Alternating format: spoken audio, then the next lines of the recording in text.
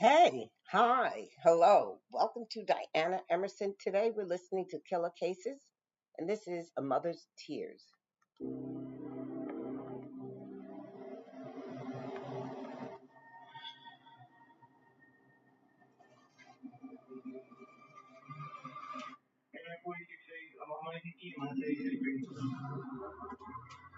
call initially came in as a body found near the river. The yellow tape is put up. Pieces of evidence now discovered. A shoe, the grass that is pressed down where it looked like the assailant had been hiding in wait. This more or less is where we found the stroller. They found the body of a baby, approximately a year old, in the grass. Any body that's found is alarming, but it's particularly heavy when it's that of a child. There was a lone vehicle parked in the parking lot, a white Mercedes. We identified Griselda Hernandez and Dominic Alexander Hernandez. He was going to meet up with the biological father of Dominic. We see her with the trunk open, and then we see her walking away. That was the last time she was seen alive.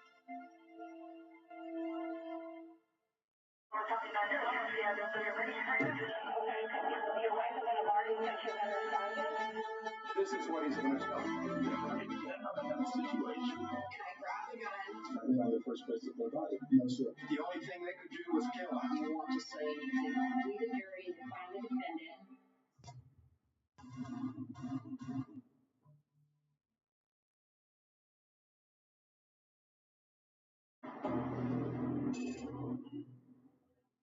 Laredo is a border town. It's an area that is heavily patrolled by the United States Border Patrol because there is human smuggling, human trafficking that all along the Rio Grande River. Hey, bro, I need your help right here, bro. The call initially came in as a body found near the river. And that's why you say, I'm going to ASAP. It was a radio transmission to Border Patrol. Yes, sir. We'll be sending back for information on the subject. We see no subject. Stand by, do not have ready. We're trying to see if the headlight right there. You see about it? It looks like she come out from the river earlier in the grass. They started looking around the perimeter, and another agent saw a stroller. In canvassing the area, they found the body of a baby, approximately a year old, in the grass, and he was also had a wound to his neck and was covered in blood, and he was also dead. Any body that's found is alarming, but it's particularly heavy when it's that of a child. The first theory was that the victims had been trying to cross the border. That they were ambushed or attacked by human traffickers, human smugglers, what are normally called coyotes. In that scenario, in the brushy and the dense brush along the river banks, it lends itself to that theory. Police are telling us that the bodies of a woman and a 1-year-old child were both found in the same vicinity. Laredo police converges on the crime scene. The yellow tape is put up. The area is secured. The canvassing starts. Pieces of physical evidence become now discovered. A shoe, the blood spatter pattern that's around the bodies, the grass that is pressed down where it looked like the assailant had been hiding in wait. Right now, we can release information that it's a female. We're waiting for the medical examiner to help us identify the body. So I'm walking towards this area. Border Patrol agents in this area, and as we're getting close to where she was found, I noticed notice two border patrol trucks. Then once the body comes in my view, I see one uniformed border patrol agent standing right next to her, just staring at her. This more or less is where we found the stroller. It looked like it was thrown in there. So that's not going to be somebody who just came across from Mexico. The victims were clothed, their clothes was dry. You can't find bodies along the river, but this was a different type of case. The next step is to, okay, where did she come from?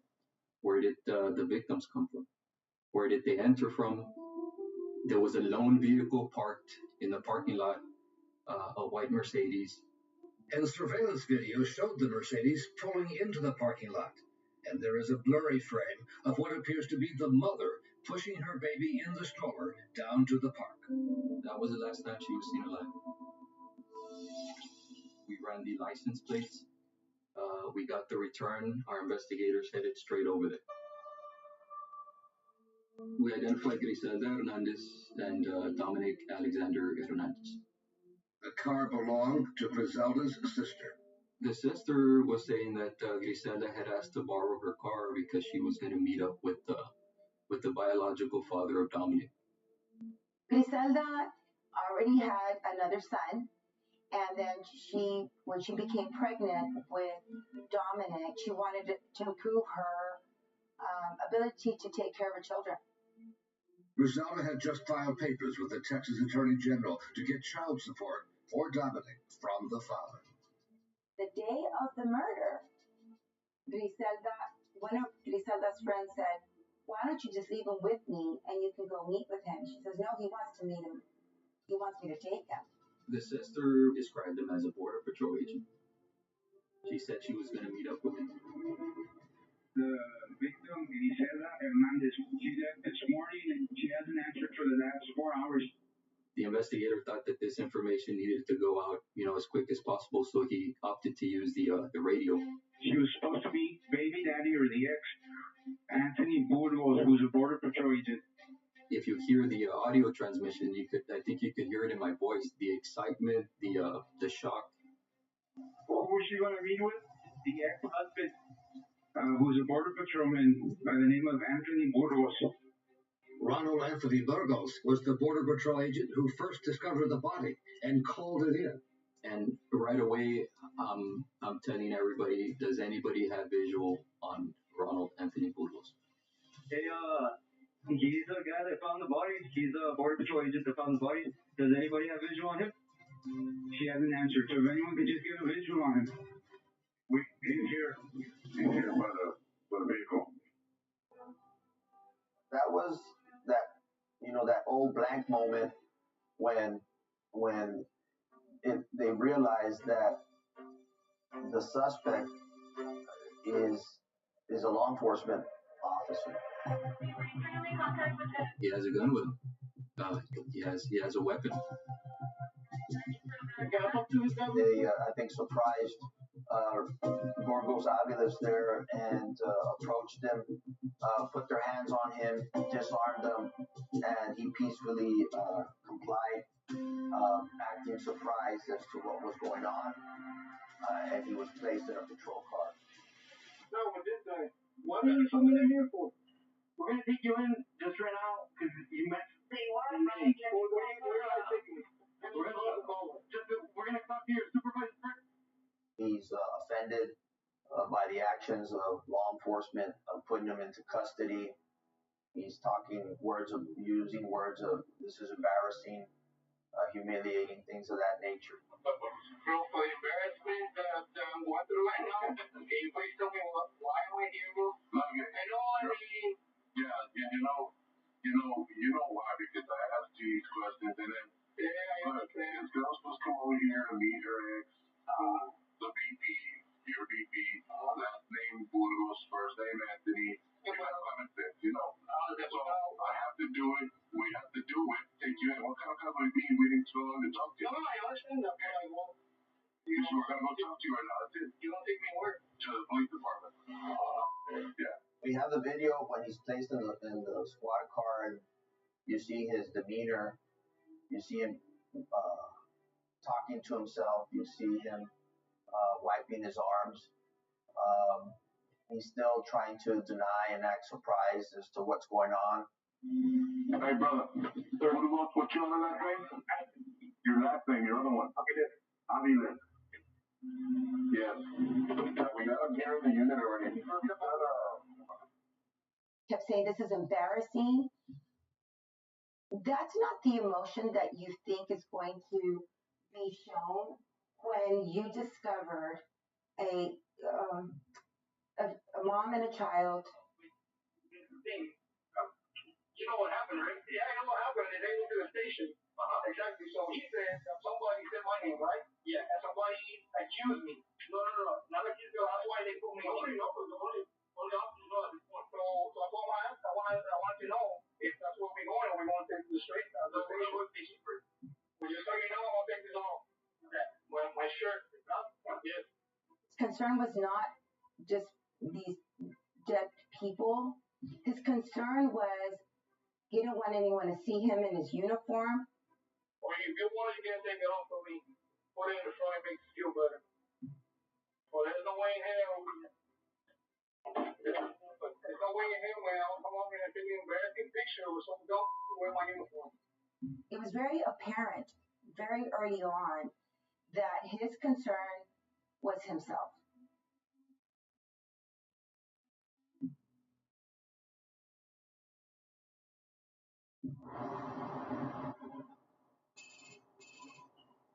So at this point, I think it's very clear that you've not been allowed to leave. Yeah, So, and he continues that demeanor of being surprised, offended, and of course denying the crime. We don't know everything. Yeah, we don't know. Just tell me the truth. Well, we know right now. I don't sugarcoat anything. Don't sugarcoat it, man, because you're being engaged right now. You're getting an investigation. What we know right now is that you showed up to the scene and there's a dead person. Why don't we start from that? Why don't we start from when you arrived and you discovered what you discovered? They were at first trying to get his timeline, account for that time. Okay, what time did you show up to work? 5:15 is the time that I show up. We have him arriving at the Border Patrol station. He was a supervisor with the Border Patrol for 9 years. After muster, he leaves the Border Patrol station to his designated area, which was my father McNamara Farm. The area where the two bodies were discovered. That specific area of the Rio Grande was going through a process of cane eradication. He specifically knew that this area, that the motion sensors and cameras had been taken down in that area. And then that's when I drove on that river road, and that's where, so what? That's when I saw stuff, body. What was your impression when you saw him? Was it you seen something? I thought it was somebody I got beat up because I didn't pay on the other side to cross. Nothing crazy, they get their ass beat. Yeah. It flies in the face against common sense that anybody, even smuggling people or trafficking people, would kill a mother and a young baby. But when you guys were kind of turning her over and, we want you to for her, it's not easy. Was there any attempt to identify her to see who she was? No. What about now? Now, my hair is. And what's your head telling you? What are you thinking? And you gotta have to ask me, who is it? I'm not sure. Who do you think it is? I'm not sure. I think you got something kind of that you want to get off your chest. I'm not sure, to be honest with you. Or if you think that there's somebody that resembles the person, who do you think it would be? It's not that they resemble somebody because I don't see the person's face. I don't want to give you my opinion on that because I don't know for sure. I don't want to be saying stupid. No, I'm not you said that you're stupid. You're lying to us. No. Burgos was just dancing around everything. But it took forever for him to admit that he knew Griselda. It was just like pulling teeth. I mean, it needs to be a little more patient. I want to lose my patience here with you real quick. I mean, can you lose your patience? Yeah, because I want you to be honest with us. We brought you a chance. Give me the chance to come here and tell the truth about everything that happened today. We don't know a lot more than you think we know. We know who came in from the cameras. We know what time the car got out there. We know what time you went in. Mm-hmm. Right? You were in the car, and we know who she is. You know who she is. You had a baby with her. So, I mean, we want to know, now you tell me, explain that to me. I had a baby with who? It's full denial, and then it's finally goes to admitting that he knows her. There's no playing around with this. We're talking about double homicide. Do you have a baby with someone else? Yes or no? What's your place? I know. Virgo said he once knew a woman named Grizz. Chris? Chris what? That's all I know too. So we know the identity of that person. And the child. Okay? Tell us what happened. With what? With the incident that you discovered. Are you telling me it's a coincidence that you discovered a person named Grizz that you know that died, that was murdered? You know, it's a coincidence? Yeah. Yes.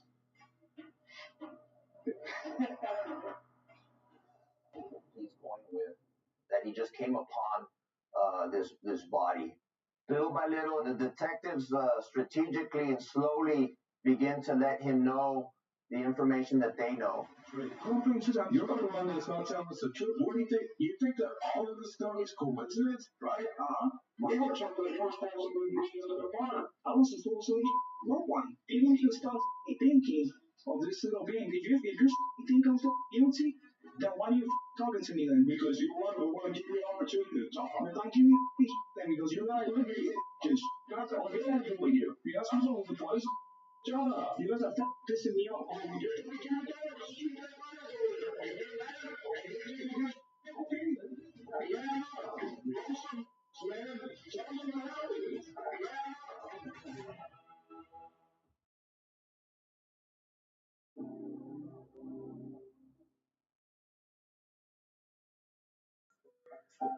Dominic, come on, look. Good job. The target Burgos is after was the boy, his own son. All of this started when she asked him to help with the expenses for his daycare. Shortly before the murder, he was served with notice of the proceedings that were going to take place. His goal, I think, was to eliminate the existence of Dominic to avoid the responsibility of having to pay for him. Come here, puppy.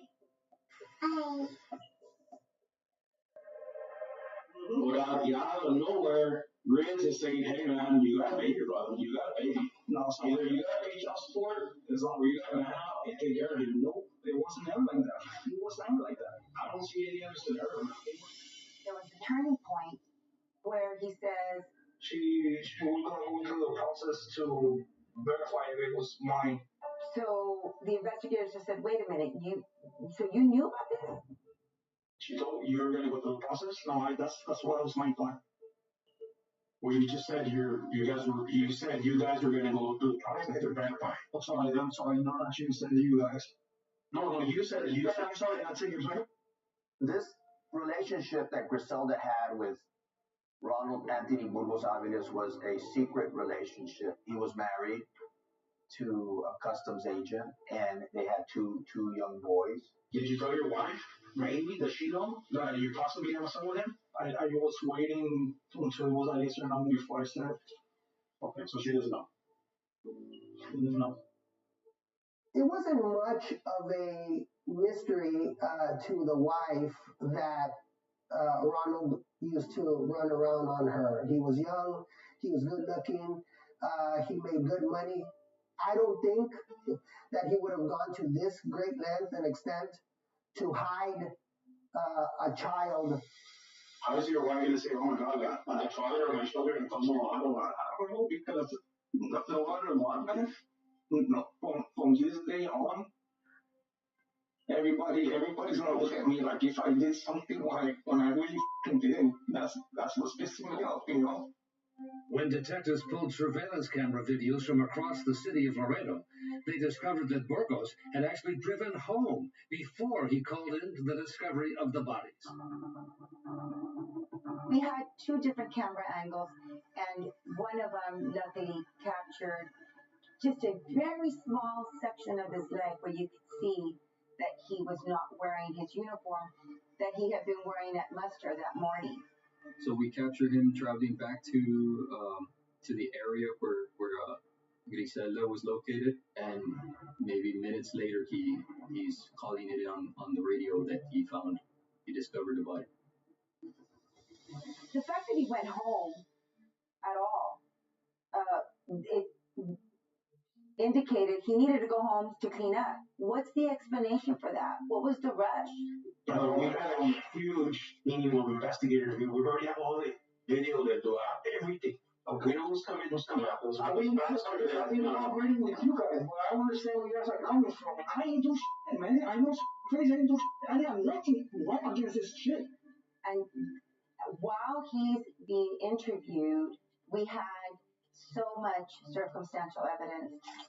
When law enforcement comes in and secures the vehicle, his Kilo unit, 66119, they find the phone of Griselda and Dominic under his protective vest.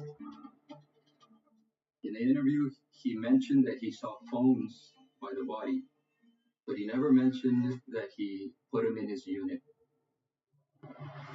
It helped detectives to understand something Burgos had said earlier while waiting in the patrol car. He blurts out, so the connection is he realized, the phones are in my unit. And why? How are you going to explain that? The blood on the vehicle, on his government unit to baby Dominic. Also in the vehicle, under the floor mat, they find a belt keeper. This very same belt keeper that every law enforcement officer in the United States wears. They find one that's loose, but it has a blood spatter on it. We start to find these mistakes.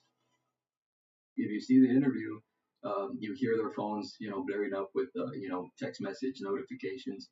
Look at me. Sincerely, we're a law enforcement agency. All those models. Border Patrol, PD, on the scene, and it's gonna come out that you're the suspect in this case. That's fine. I like that. I think everybody said the fact that it's not a major coincidence. It's not. It's not, man. We're looking at a dead woman. It's a major coincidence. A dead child. Well, at the end, he never confesses. He says that they're making a mistake. Yeah, even though he's confronted with the physical evidence that was found. Okay, so check this off. Are you accusing me? Are you still lying to me? We have our own custody. My lawyer's been telling you that he thinks it's you. I'm telling you guys, it's not in you. We had motives, we had access, we had the deception, the lies. All of those things were enough to charge him with the murder. A man sworn to uphold the law is behind bars tonight, accused of murdering a woman and a 1-year-old child. 28-year-old Ronald Anthony Burgos Aviles is charged in the murders. Criminal action by our employees is something that simply will not be tolerated. The actions of this individual, if true, are both inexcusable and reprehensible. He definitely understood that he was in a position where he looked absolutely guilty. But he was adamant that that was not him, that it couldn't have been him, that he had not done it, and that he wanted to fight this case to the very end.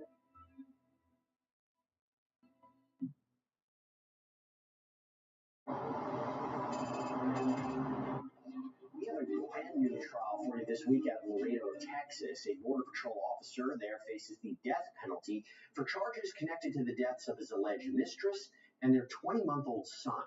And the decision for us from the outset was that there was no question.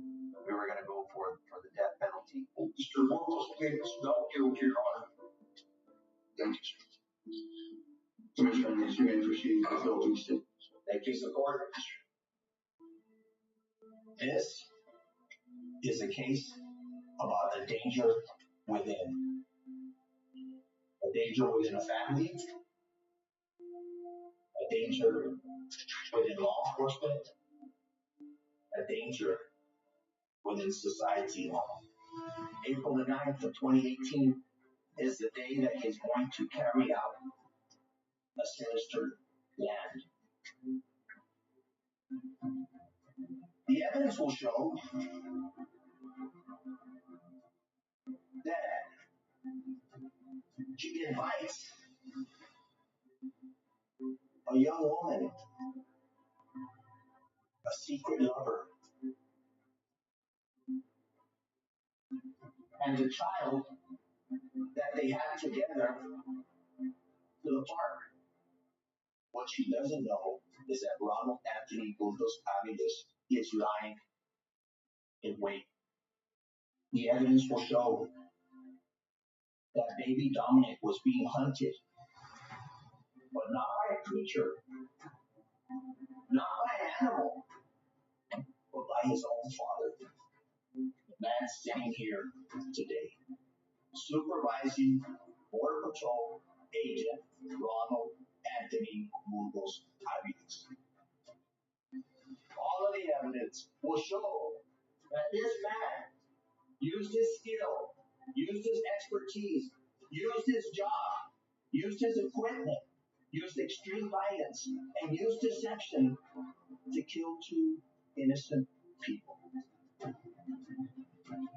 Mr. Pena, you may proceed. This is an enormous anomaly, an aberration in Ronald's otherwise normal, law-abiding life. And now in this trial, Ronald is literally fighting for his life. If Ronald is convicted of capital murder, he will die in prison, regardless of whether you impose the death penalty or not, because the only other available penalty is life in prison without the possibility of parole. So we urge you to weigh the evidence with extreme caution and to consider only evidence that you believe is credible and reliable. Thank you for your time and your attention. Can you please state your full name for the record? Angelica Hernandez. Why are you here?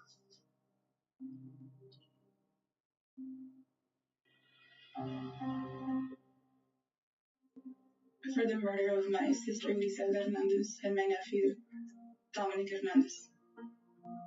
At the time that Dominic died, tell us about him. Was he pretty active? He actually started walking and running before my son did, even though they're just 10 days apart. But up to the date when he was murdered, he wasn't walking anymore. His dad had hurt him 2 weeks prior. Since the murder, detectives had developed new evidence that the little boy had been targeted earlier by his father. It was the first time Burgos had met Dominic face to face. And during that encounter, there was an incident where Dominic sustained an injury to his leg. As soon as I opened the door, he's saying, "Awi, Awi." See his right thigh, it looks okay. His leg looks okay. But when I flip him to on his right side, I see his left leg. I see a dot of blood on his thigh. You're a registered nurse, right? Yes. So what I'm thinking is, if black blood or dark blood is coming out, there's something poisonous in it. So I asked, did you leave him alone with his dad for any amount of time that you maybe didn't see? And I feel that's why she went into panic mode, because she did leave him alone with his father for momentarily. He went from being a normal 18-month-old, I can run, everything, walk, to not being able to walk anymore. During the autopsies, Dr. Stern determined that somebody had injected him with something to harm him. And smoking gun that was found in his kilo unit in his lunchbox was a syringe, was consistent with the puncture wound that baby Dominic had on his leg. What if any concerns did you have about that leg injury? There were no more concerns. I knew it was him that he tried to kill him the first time he saw him.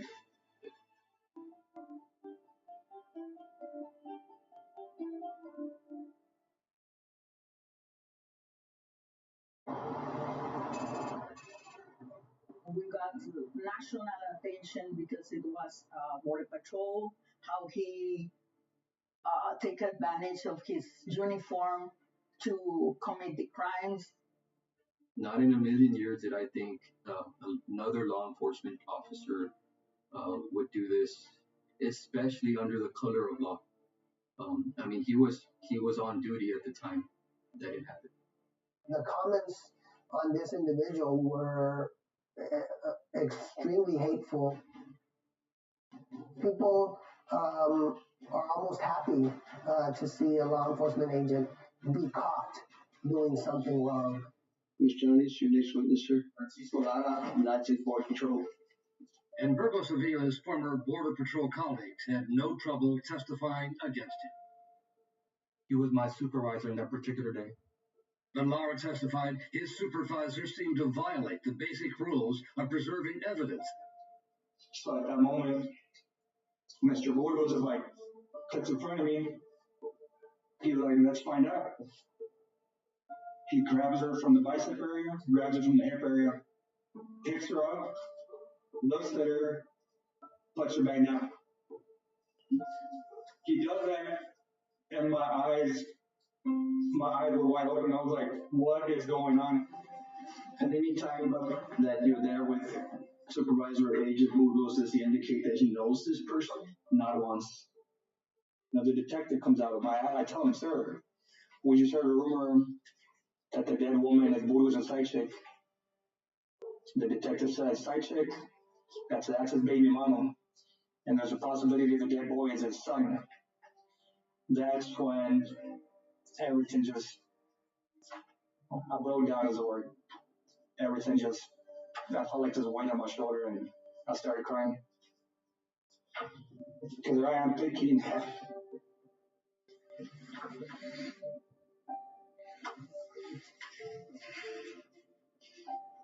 Should we take a break? I'm good, sir. I'm thinking we're supposed to be the good guys. He's supposed to be watching my back. And look, I got broke. I was heartbroken.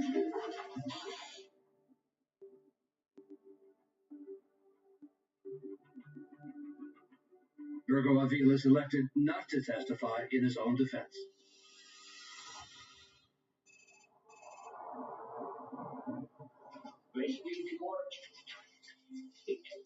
Counsel, ladies and gentlemen of the jury, it's time. It's time. More than 5 years ago, 2 innocent lives were taken. And we have spent the last 7 days bringing you evidence, seeking the truth. She wasn't out to wreck his life. What would have been wrong giving this little beautiful baby a chance? What would have been wrong with that? Never gave him a chance. What he didn't know back then, as he sat there on April the 9th, was that all of his lies were going to be exposed. The only thing left for you to do is go in there and find him guilty on both counts. Find him guilty.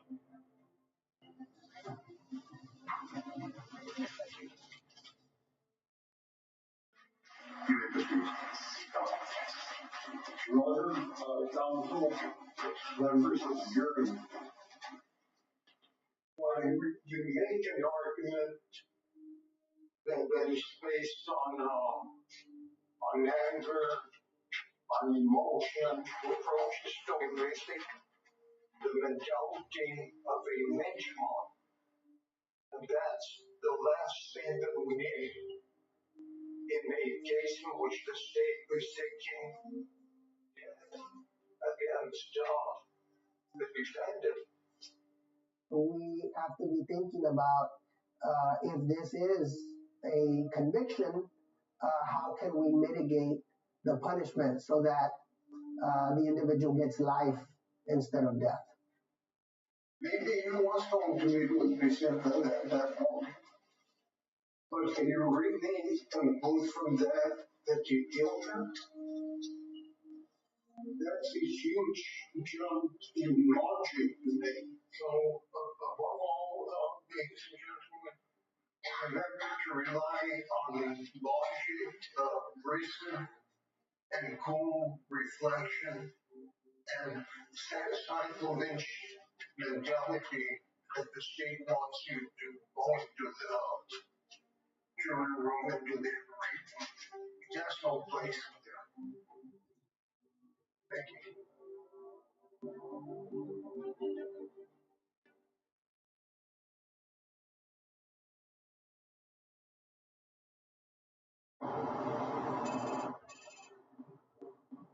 Was there a unanimous verdict that was reached? Yes, sir. If you could care to stand, Mr. Ronald Anthony Burgos Aviles. Verdict of the jury, count one.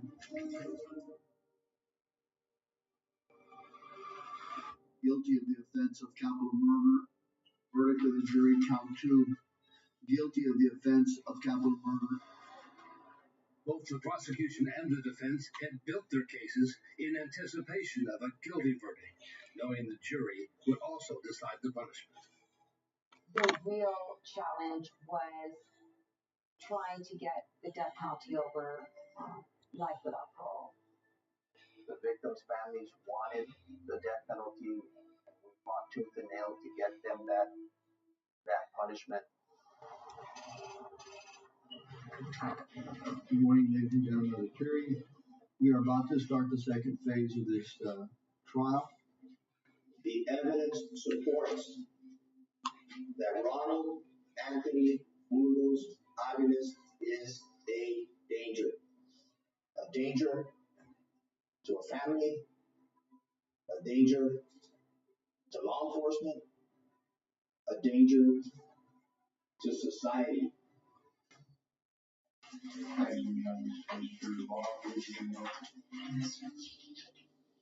This man is going to die in prison no matter what happens next. He is walking into prison as a dead man. I am here asking for my life. Make him look in the mirror every day at the face of a child.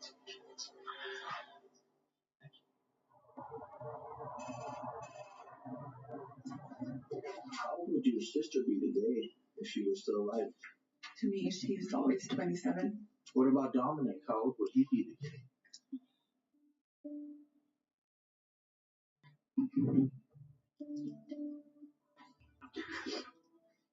He would be 6. 2, 3. Happy birthday to you. And then the jury was shown some family home videos of Dominic. Come here, puppy. Sonic. Donnie, come on.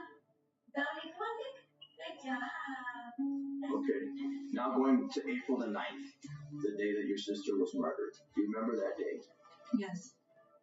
That is the biggest pain I've ever felt in my entire life. And the officers told me that Dominic has also been murdered. That just broke me. That was... Like Thank you, Mr. Hernandez.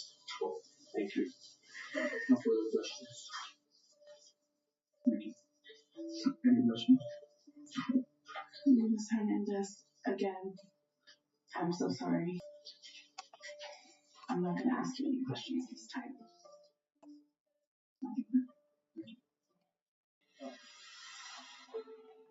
To show that you deserve mercy, you must first give it to others.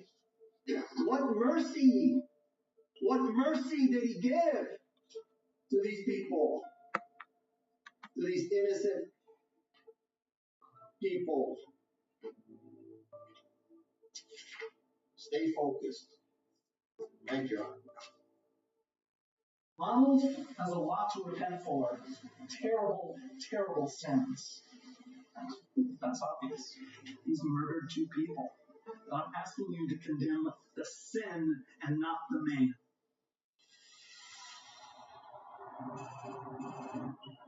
None of us know what this verdict is going to be. I'd like for you all to please refrain from outbursts of any sort. Was a unanimous verdict reached? Yes, Your Honor. Special issue number 1 on count 1. Whether there is a probability that the defendant, Ronald Anthony Burgos Aviles, would commit criminal act of violence that would constitute a continuing threat to society. Answer, yes. Jury at that point in time was to determine whether any facts, any evidence that would justify that life in prison is better than death. And we were looking for no. Answers to special issue number 2. Whether there is a sufficient mitigating circumstance or circumstances to warrant that a sentence of life imprisonment without parole rather than a death sentence be imposed. Answer.